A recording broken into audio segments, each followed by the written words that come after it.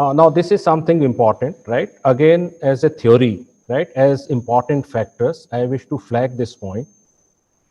If you understand it well, most of the things, most of your queries related to interview process will fall into place. So please be with me, pay particular attention and be receptive.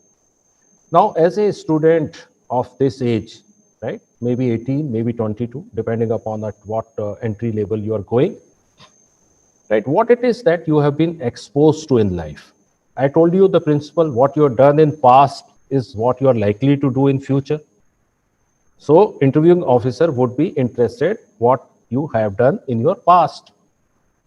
All right. So a student, if we look at his past life, your recent past life, okay, what are the important roles a student plays? Okay, I'll help you out. Okay, his role is one as a student, right? What is the most important thing you do while you are growing up and where you are of the age what you are? Probably you've done your school, you've done your college, right? A chunk of your role has been at that of a student. So that is one major slice of your personality. Okay, whatever it is, this as a student, what you have done, what you have not done, what you have imbibed, would have gone into you and would have become an ingredient of your personality, and which will come up during various interactions, even during interview by way of your speaking about yourself. Okay, so please understand one important role you have played so far in your life is student, very important role. Second is your role as a family person. Okay, you are part of the family. So what is your role? That is another exposure you have had apart from school, colleges, right? Another exposure is with your family members. Okay, all right. And the third one is your individuality. Okay, based on your own individual traits, right? What you may display certain special traits, right? You may be playing a role of a sports person if you are good at sports. You may be an artist. You may be an actor, right? Yeah, whatever, depending on your individual inclinations towards certain things. Okay, so primarily these are the three areas which put together will define what you are today. Okay, as a theory I am talking about. All right, now I'll help you further with this understanding. As a student, first focus as a student, what are the things would have contributed or what are the factors, right, that would define you. One is your academic record. Okay, what kind, since this is a major role you have played, what has been your academic record, right, is one ingredient which will throw light on your what you are. Okay, I'll elaborate these points a little later also, but one important ingredient is your academic record. Second is your participation as a student while you are at school or colleges. What has been your participation in sports and extracurricular activities? Okay, this is another very important ingredient, right? Based on your participation stroke non-participation, somebody would be able to trace it back to certain presence or absence of certain qualities in you. Okay, as a student. Okay, second. Now, third one is the kind of influences your teachers and friends, right, your college students or schoolmates have had on you. That would also define. So that will be another query area or area to be explored by anybody, right, who wants to have a look at it as a student, how good, bad you are. So what I'm talking about on the right side, please understand these are important factors. Okay, all right. Similarly, as a family person, your upbringing I talked about in previous slide also, your relations with parents, your relation with siblings, participation at home, right? What kind of a, as a family person, what has been your contribution on things to do with your family, domestic things, okay?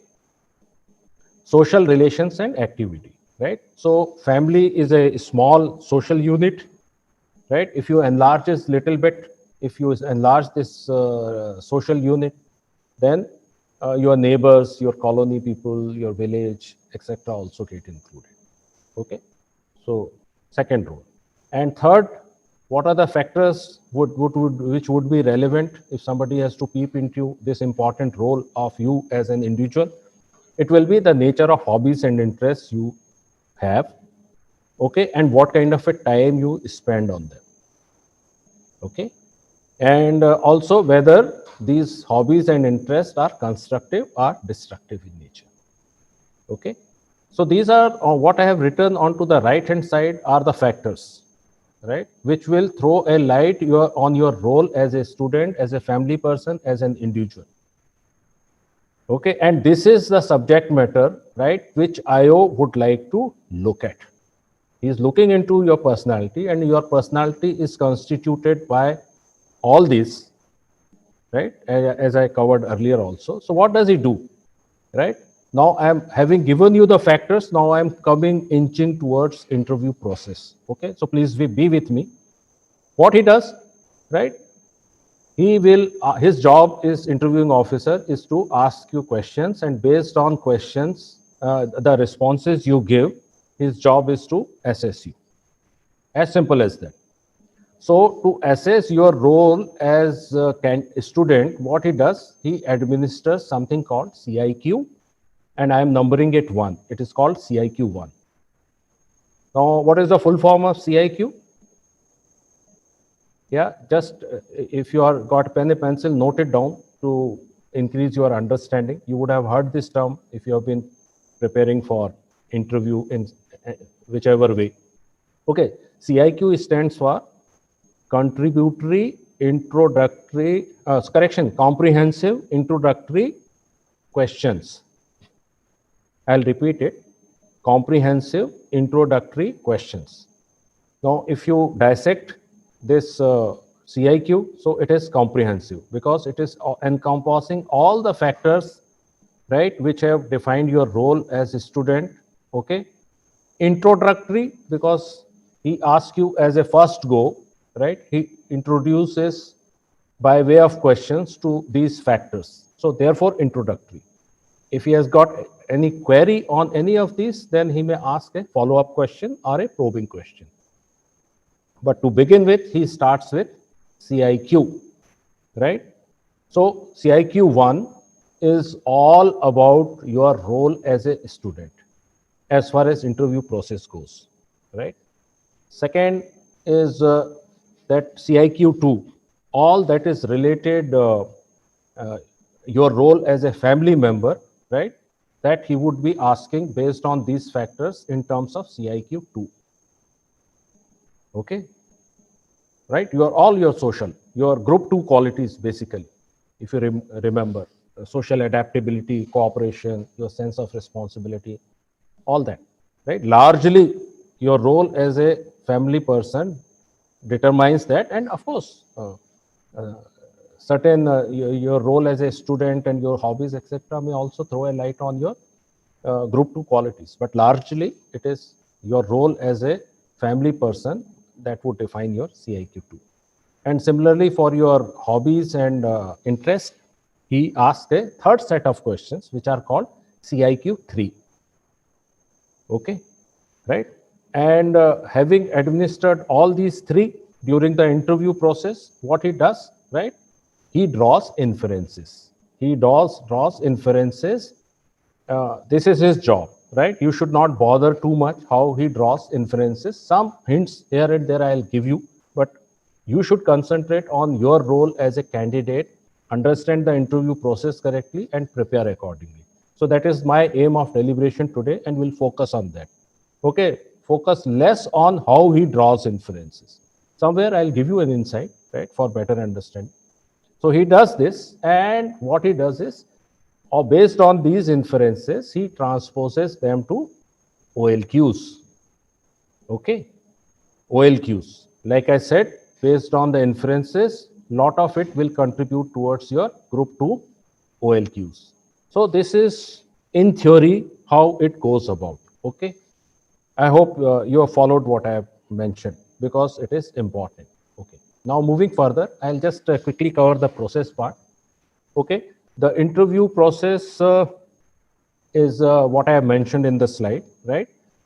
First, when you go for interview, right, probably you will shake hands with the interviewing officer, and then you will sit down, right? The chair which is put for you to sit down is about 7-8 feet away from interviewing officers, okay? And that is done with an intention so that he can have a look at your entire being, right? Or should I say, he can see you fully, right, from your toe to head.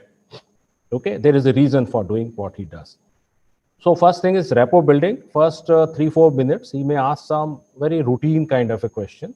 Okay, interview has not started. It is just to make you comfortable. So where are you coming from? How was your journey? I hope you are comfortable. Such thing like that, just so that you settle down. Okay, it is called rapport building. And then he subjects you to CIQ 1, 2, and 3, what I made a mention. And this is the meat part of the entire interview process, right? CIQs 1, 2, and 3. Together, they would constitute about, I would say, 80% of your interview. Okay? So this is the main thing, and this is what you should focus on. Having administered this CIQs 1, 2, 3, given you a chance to respond, if he has got any gaps, any queries, any probing that he does, right, after each CIQ.